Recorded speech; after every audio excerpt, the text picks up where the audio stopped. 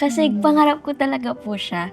And kahit gutom... 6 years old ka na. Opo. Kahit gutom or tiniis namin para doon sa audition po. So, ayun, Kamusta yung experience pag maalala mo na nag-audition ka? Madaming bata? sobra po. Like, Saan ang audition? Sa grocery po kasi yun, sa Pure Gold po.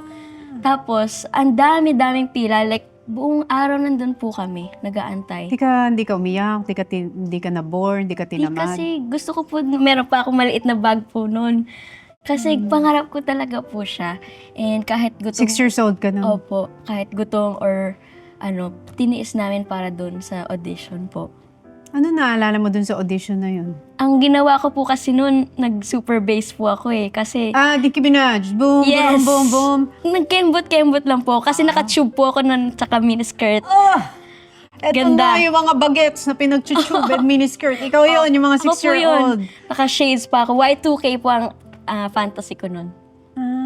So nagsayaw ka ng boom, boom, Nag-split pa boom, po ako boom. doon. Nag-split ka? Opo, parang nagpakitang gilas po ako na para makita Naalala kasi mo ba nga kung sino pa yung kakaiba. nagpa-audition doon?